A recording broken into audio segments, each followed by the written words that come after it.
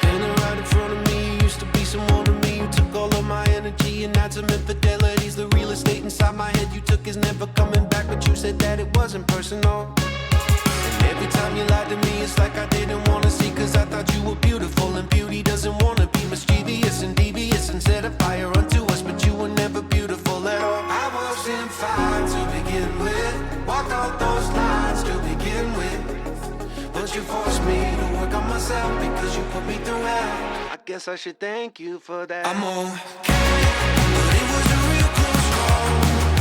It went from a walk to a crawl. Had to tear down the Berlin Wall. I was panicking, but hey, I guess that I survived you. And that shit was hard to do. I've had every shade of blues since I met you.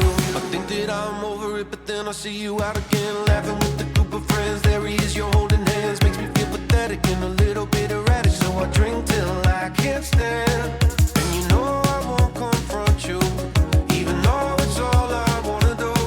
Probably best to just ignore it, both impossible and true. I wasn't fine to begin with, walked all those lines to begin with, but you forced me to work on myself because you put me through hell. Thank you for that. I'm okay, but it was a real close call. It went from a walk to a crawl. Had to tear down the Berlin Wall.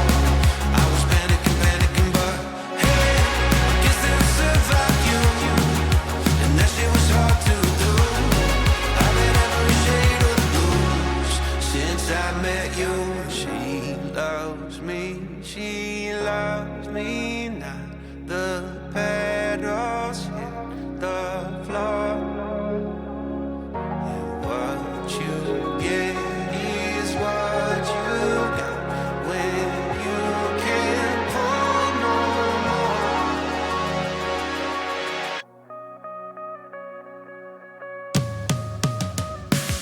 I'm okay, but it was a real close call. It went from a walk to a crawl.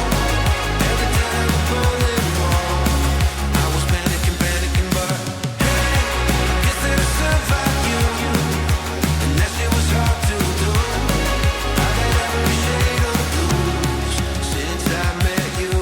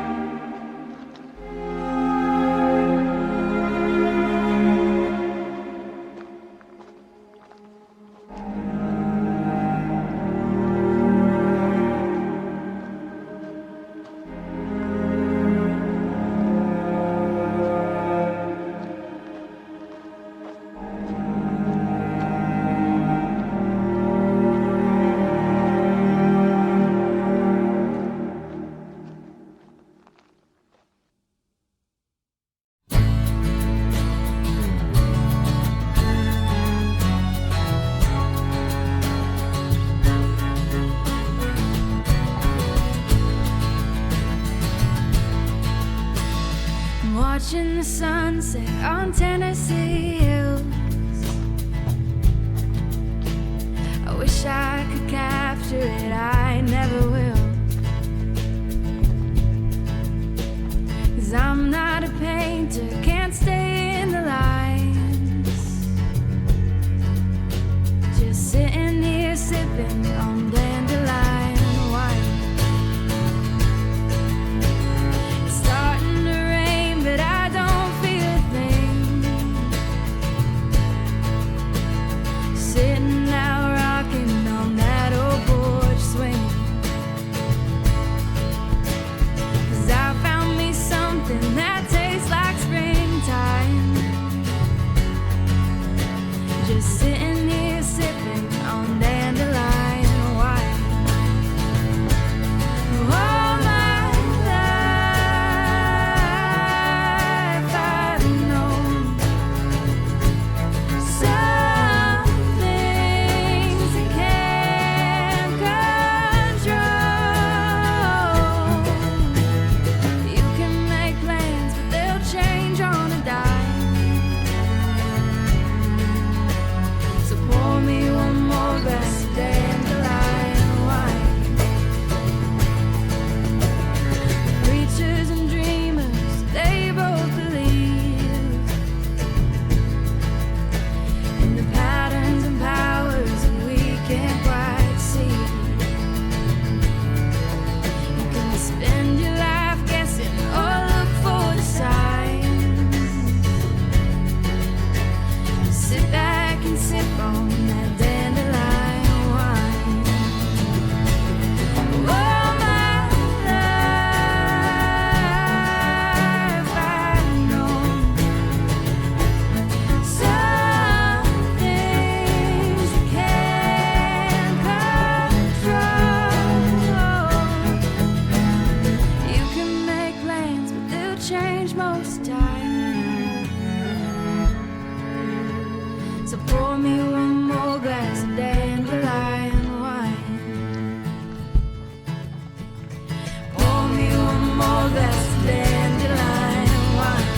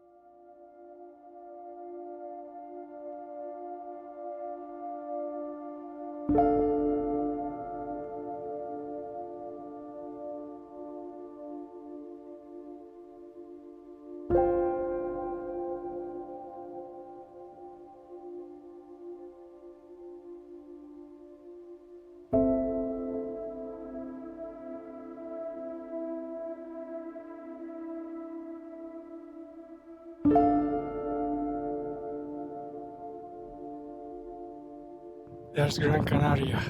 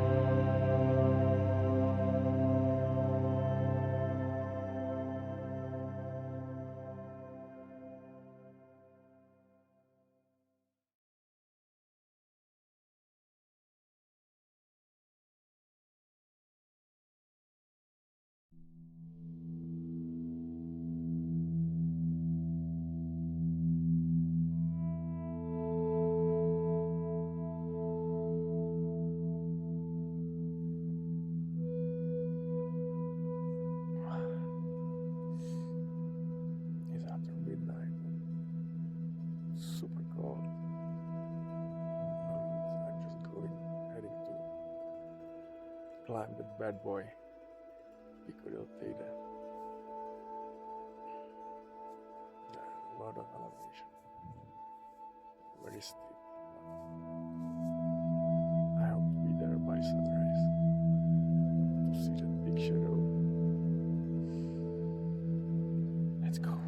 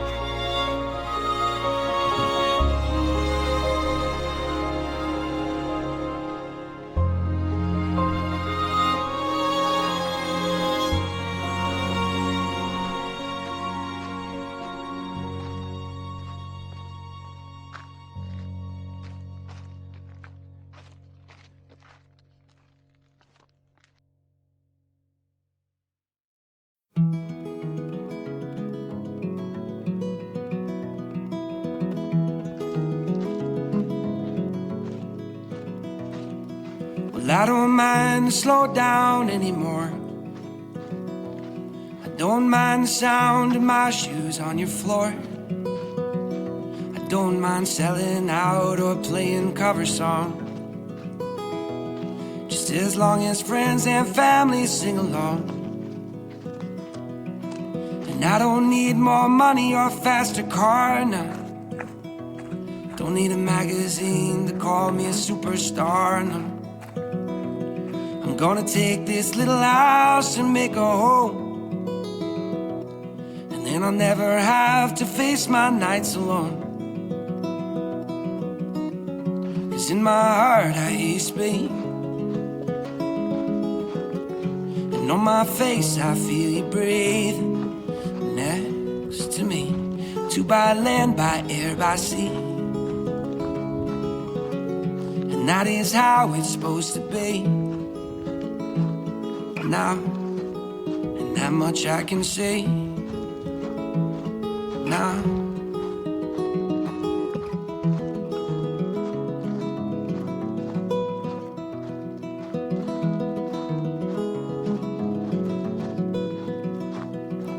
I'm pulling loaves of bread down from the shelf, and how rare it is that I stay up past 12. In the backyard we are going to start a garden. If that don't sound mighty good, I beg your pardon. 'Cause in my heart I hear you speak, and on my face I feel you breathe next to me, two by land, by air, by sea. And that is how it's supposed to be now, and that much I can say now. If they don't love us, we don't need them. Let's find our own brand of freedom. If they don't love us, we don't need them.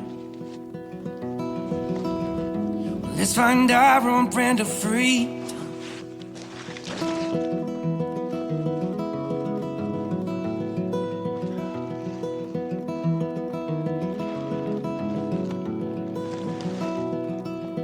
I don't mind to slow down anymore. I don't mind the sound of my shoes on your floor anymore, anymore.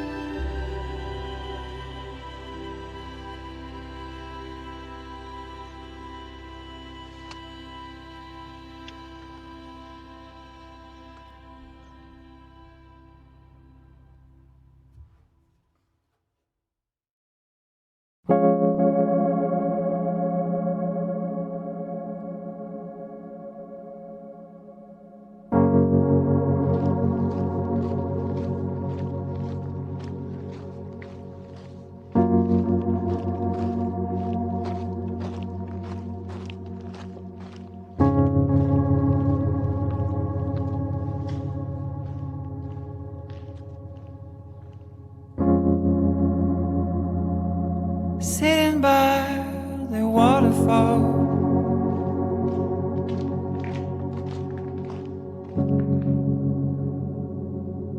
Flying with the clouds.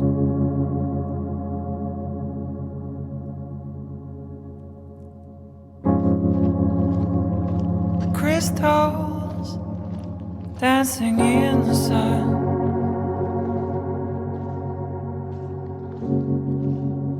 The colors are falling in my eyes.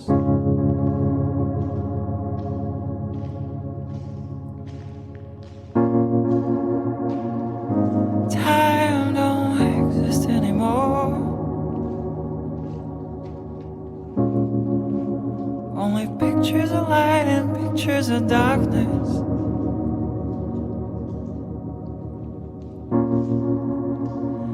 Free like never before.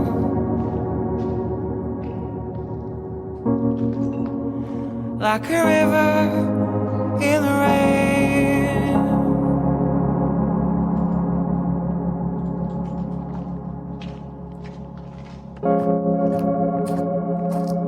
Oh, Father of the four winds,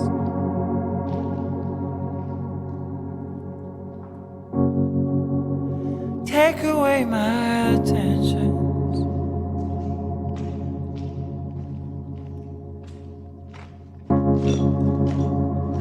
I did not betray you.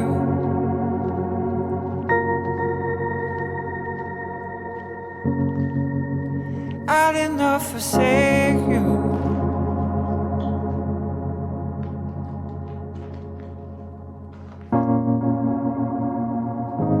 The universe on a string,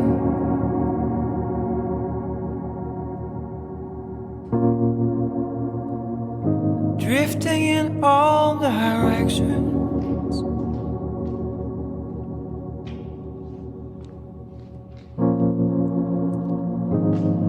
Free until the key finds the door.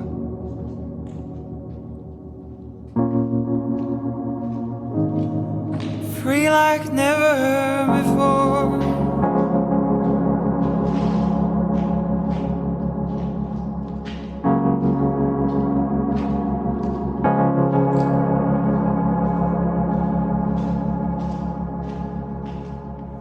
Children of light, gardens of life, gold on the inside. Children of light, gardens of life, diamonds in the miles. Children of light, gardens of life, gold on the inside. Children of light, gardens of life, diamonds in the miles.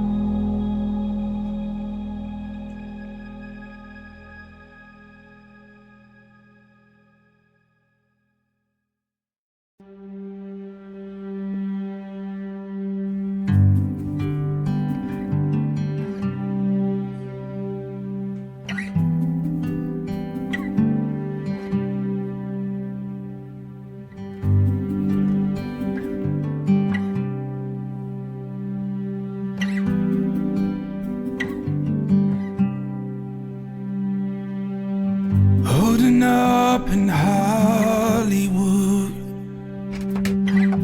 in a state I never could, looking for a reckoning, digging up what eyes can't see. I'm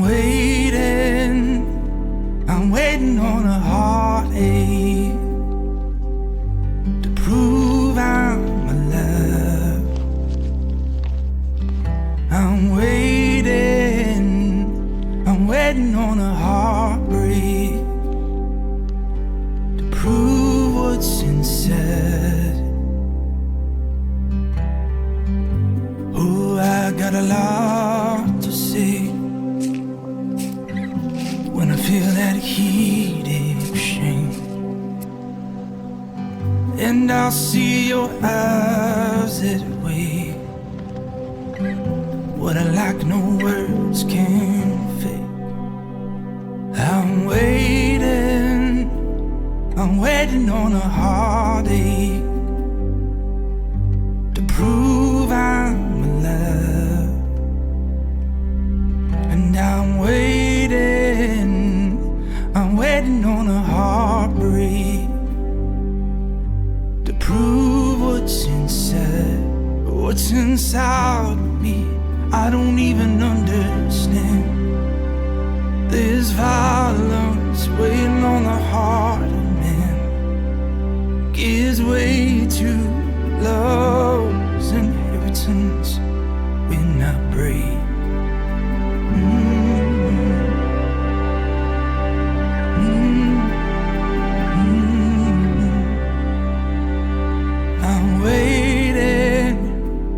I'm waiting on a heartache to prove I'm alive.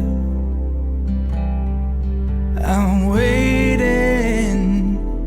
waiting on a heartbreak to prove what's inside me.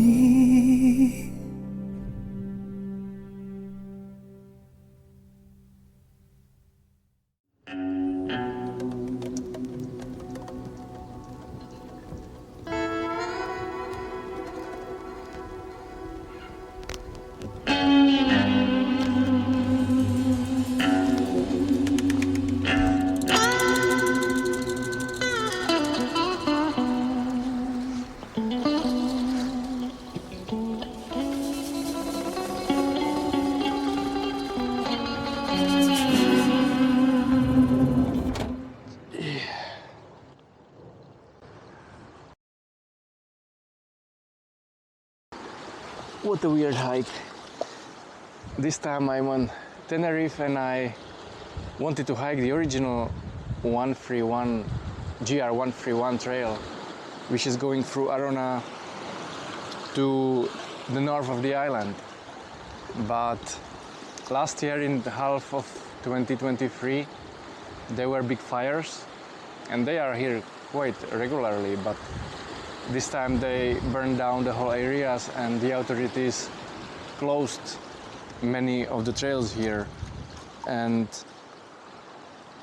big part of the GR131 is closed, so I had to adapt and improvise. So I hiked from Arona and made a detour to Teide mountain, which I will talk about later, and then turned right and got back to the coast and was walking by the coast. So yeah, I made my own hike again, and I have quite mixed feelings from that, because I have a feeling here on Tenerife that there is no way how to visit all the nice places in one continuous way, you know, on one hike. That they are very beautiful places here, but they are scattered around the island, and if you want to visit them all, it's not possible to do that in 1 week. So I just had to pick some and leave some for another time, which is maybe good, but yeah, I was just improvising. So I was walking 30 to 40 kilometers per day, because I had only like 6 days here. 5 of those were for hiking, so I had to hurry. And there was also a lot of elevation. Like the first day it was 1,200 elevation gain, then other day 1,700 meters of elevation gain, then Teide, where I will talk about it later, but that was even worse. So this is very different than other Canary Islands, because there are mountains here, and what's connected to that is that the weather also is not that consistent. You know, on Fuerteventura, Lanzarote, Gran Canaria, all those Canary Islands, the weather is quite consistent, so you can take just the summer sleeping bag, and because in the night it's not less than 12 or 13 degrees, but here by the beach it could be 20, but up there in the mountains it's around 0. So, and it's not only about the temperature, it's also about the wind and the rain conditions and all those things. As for the trail itself, or those places here, Tenerife is very, very variable. It's not as empty as Fuerteventura or Lanzarote, and there are some forest parts which are very similar to Gran Canaria, but on top of that here you have mountains. So I liked that it was variable. You start in those lowlands where everything is green, then there are pine forests, then those big plains, dry big plains in Teide Natural Park, then those mountains. You have also beaches, you have these, so it's very variable island. On the other hand, it's much more touristic, so you have to pick your places where you go, otherwise you will meet just too many tourists. They are everywhere here. On the other hand, the trails here are quite safe. There are some few exceptions in Anaga on north and some other places, but they are just few of them. But those main paths here, and there are many touristic paths. Apart of GR131, there is also Camino de Tenerife and so many. You just look at the maps and there are trails everywhere here, and they are very safe. There are no dangerous places here. It's also well marked, so it's very easy to hike here on Tenerife. Also, there are no mosquitoes here. I think on no Canary Island there are mosquitoes, so that's really nice. It's very easy to sleep under the stars. There are so many places, like camping spots everywhere. You can just sleep where you want. I mean, officially it's not allowed, but it's tolerated when you don't make any tent, don't set up any tent or any structure or anything. You just lie down somewhere. So it's very hiking friendly here, and easy to sleep outside. One main big problem is water, because in some parts here, especially around the Teide National Park, you need a lot of water, because when you are higher you need to drink a lot of water, and there are no natural water sources here, or very few, and not on places where you need them. So you need to take a lot of water with you from places where you pass some water in shops or towns. First day I took 3 liters per 15 kilometers, and it was not enough. I was thirsty and I went out of water. So I think 4 liters per 15 kilometers are enough, and in that case you can't be slow, because sometimes those water sources are quite apart from each other, and you need to hike a lot on very strong sun, and in higher altitudes there is the sun is stronger. I got burned on my face pretty quickly, and I don't get burnt easily. So also you need some sunscreen, a part of a lot of water. On the other hand, when it comes for meals and foods, there are restaurants and bars in every single town here, everywhere. And what's nice is that most of the time they have vegan options, or they can make some for you. So when it comes for food or restocking, that's not any problem. Anyway, you will have to take, at least for one full day, you need to take food for at least one full day here. And the more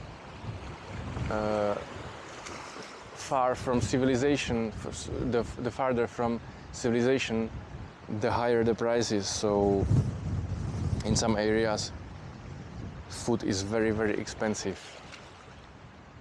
So I guess it's better to take some with you. I had food for 3-4 days, and I was happy that I had it.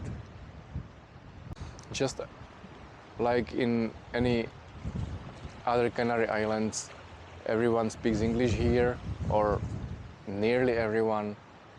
It's very easy to communicate in towns when you need something, or when you are arranging your meals. Everyone speaks English. Actually,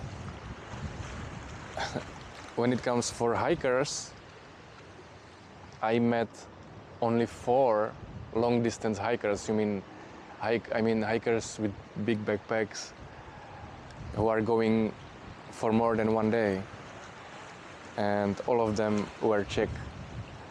So that was funny, but you meet many people and many hikers who are going for short trips, just few hours long trips, in those fancy shoes and little backpacks. There are many of them here everywhere, because just like I said, this island is very variable.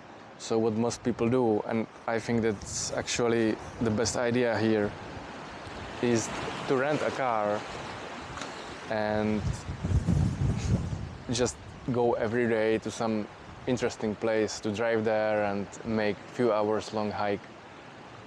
And that's what most people do here. The cars for rent are cheap and very available everywhere, so it's very easy. And because of that, because of those many nice places, especially Anaga on the north, they are very nice cliffs and coastal hikes, and it's very green there and much more rainy. I would like to come here one more time and do another hike, probably from that Anaga part from the north all the way around the west coast to south. I hope it will be better than that what I made here, because I think just that the original trail 131 is not that interesting like on other Canary Islands, the trails on other Canary Islands, especially when it skips the Teide mountain, which is actually the best part here. But when it comes for accommodation, it's very affordable. You can find hostels for 15 euros basically here. Just use booking.com or Airbnb and you will find something. They are also very expensive ones, but you will always find something cheap. And I was even lucky that I found totally randomly, a guy, a sailor who was renting a boat for a night, so I could sleep on a boat, which was a very cool experience because everything is, moving, but you get used to it in like 1 and 2 hours or 2 hours, and it's not any problem, but it's interesting. So if you don't want to sleep under the stars, it's easy to find some cheap hostel or any other place to sleep. The transport here around the island, and I mean the public transport, is very convenient. They are buses going from everywhere to everywhere, and quite often, comparing, for example, to Fuerteventura, where you had to pay everything in cash, here they have a terminal in every bus, so you can pay by card very easily. All those bus lines are on Google Maps, so you can just type the location where you want to go, and Google Maps will find a bus for you. It will show you from where to where it is going, which line is it, how often it goes. That's very, very convenient, and I like this a lot. On the other hand, those buses are not on time very often. Like, I think the only bus I used which was on time was from the airport, but all the others, they are delayed, sometimes 5 minutes, sometimes 15 minutes. So keep this in mind, that you probably want, if you have more buses connected, keep the space between them, because they are delayed very often randomly. And also when you need to get out of the bus, you have to press the stop button, because driver doesn't stop doesn't stop when somebody doesn't do that. And also, even sometimes he skips those bus stops because he checks if somebody is standing there. And if nobody pressed the stop button in the bus and he doesn't see anyone on the bus stop, he just passes that. So when I was waiting for one bus, I was making sure that I'm visible, so he will see me and he will stop for me. Otherwise he wouldn't. But apart of this, I liked that the buses are or the bus stops are everywhere, and you can pay by card, which is convenient, and it wasn't that convenient on other Canary Islands which I used.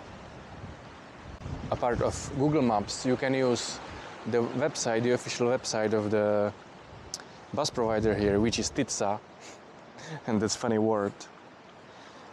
But the problem is that this website, when there are all those bus lines and maps and time frames and everything, it doesn't work from some countries. I don't know why, but for example from Czechia, it just doesn't work. It's unreachable.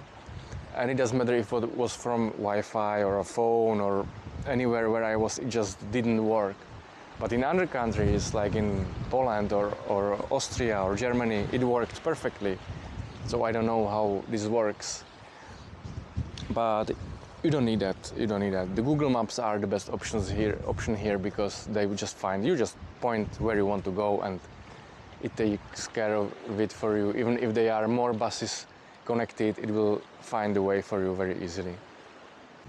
I expected that in this nature, here, that there are a lot of green parts here and trees and everything. So I was expecting that there will be many animals, but actually all what I have seen were just lizards and few birds, which is weird because on other Canary Islands there were many different animals, but here I don't know, it's kind of dead to me, but much more tourists, so I guess it's compensated this way. More people, less animals.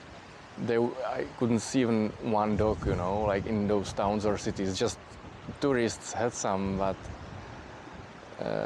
no local dogs. Like on Fuerteventura, there were dogs everywhere, basically. Okay, so now about the Teide Mountains or Teide National Park, because this was the highlight of this hike for me, and it's probably the highlight of every hiker who is coming here, even when the main trail is passing that. It's not going there, but it's a highlight of all the Canary Islands. The Teide mountain is actually nearly 4,000 meters high, which makes it the highest point of Spain. It's even 1,000 meters higher than Triglav, and like 1,000 meters lower than the highest mountain in Europe, Mont Blanc, which I also want to climb, but that's a different story. But here, the Teide mountain is actually, it's not a mountain, it's a volcano, and I think it's one of 10 or one of 3, actually maybe one of 3 biggest volcanoes on Earth. It's 7,000 meters big, which means that less than 4,000 meters are above the sea level, and the rest is underwater.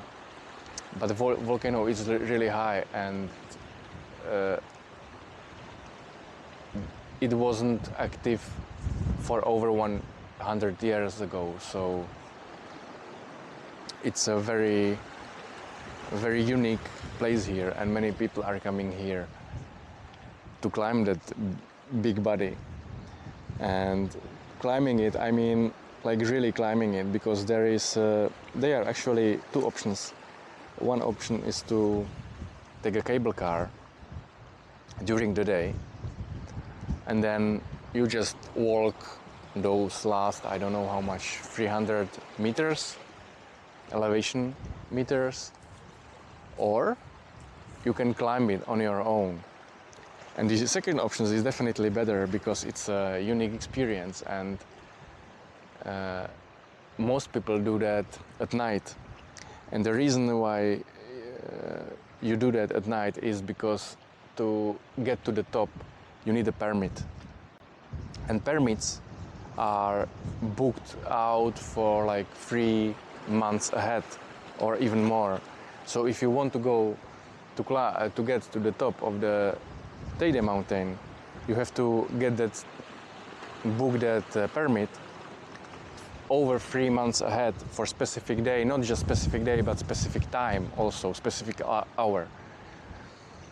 But if you go there early or very late, which is before the cable car comes and after it starts coming, so it means like for sunrise and for sunset, then you also need a permit, which is a new thing, because until 2023 you didn't need a permit for that, but now you need that. But the good thing is that they are available for every day. I think they limit the amount of people or the amount of the permits for every day. It's 200 for 200 people, and in the morning not many people are going there because there is no cable car. The first cable car comes there at night 9 a.m. So the only option to get there is by walking, and by walking I mean like it takes like 5, for someone maybe 7-8 hours, it depends from where. And if you want to get there for sunrise, it means that you have to start very early in the night. I started, I think, after 1, something like that. And it took me, I don't know how many hours, with many breaks, like 5 hours, maybe something like that, 4 or 5 hours. So you can do this, and there are more people climbing it during the night, because also the sunset is much better there than to be there just during the day, you know. And what's absolutely unique and what everyone should see is the shadow of the Teide, because this is actually the longest shadow on Earth. You can't see this long shadow anywhere else on Earth. I tried to make some research how long it is, because there are different sources and they say different things.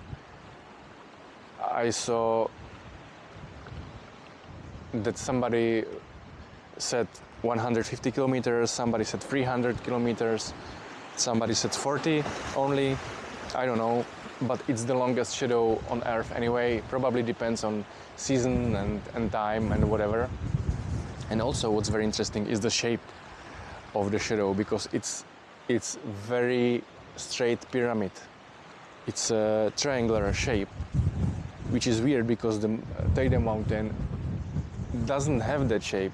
It has, you know, wobbly shape, but the shadow is pure triangle, like a pyramid in the sea, which is absolutely awesome. And you can see this only during the sunrise or sunset, obviously, not during the day. So that's another reason why to hike it through the night. And when it comes for hiking, it's very, very, very steep. I think it's like 1 kilometer plus. It depends from where you are going, but it's 1 kilometer or even 1,500 meters elevation gain, and you need to climb this elevation gain. It's not the distance is, for example, 10 kilometers, but elevation gain is at least 1 kilometer. And when you walk this on those very narrow paths in the night with the headlamp, which obviously you need a headlamp for that, and you need a headlamp which lasts long enough and which has strong light, so don't take just any headlamp, but really take some good one.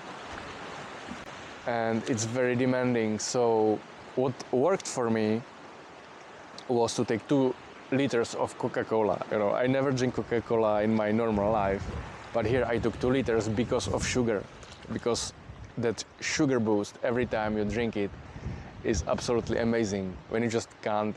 And what it's connected to that high altitude, you know, you are in over 3,000 meters of altitude, and it means that the air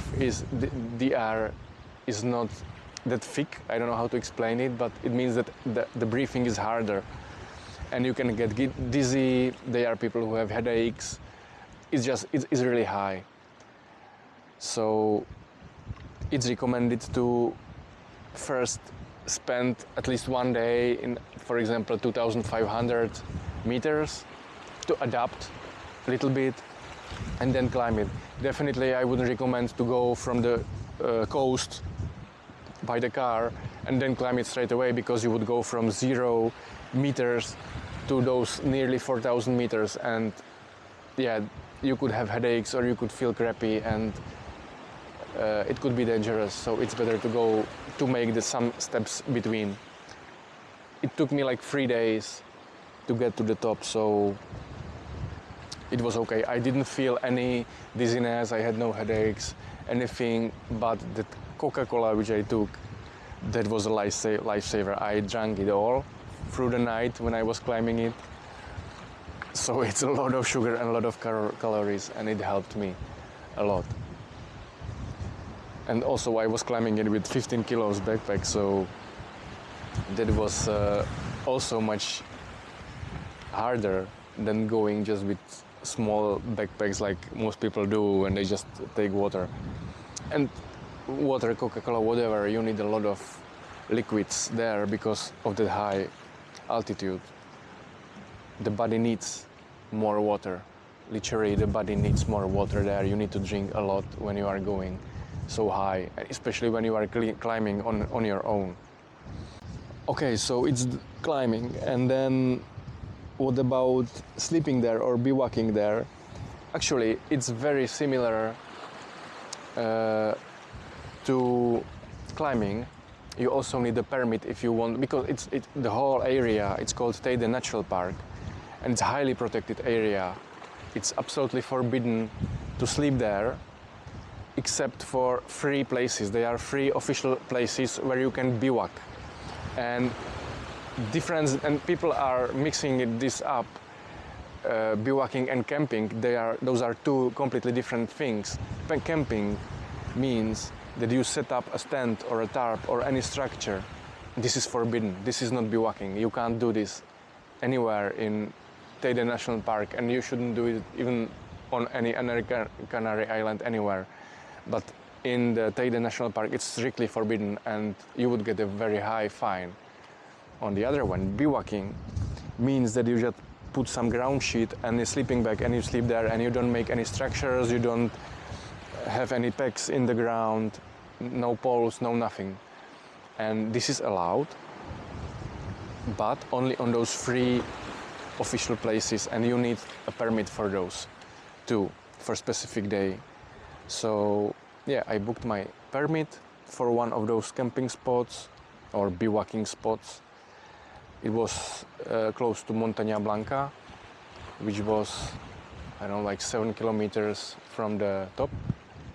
I was sleeping there and then I hiked up.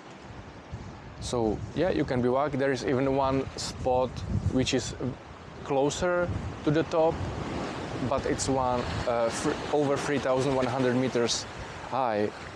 So if you are sleeping there, again, you are taking a risk that you could have that headache or elevation or the altitude sickness, which is quite common in these high altitudes. So up to you. I was sleeping lower, actually the lowest point possible, official bivouacking point, and then I was climbing from there. But the difficulty is not high. I think everybody can climb it.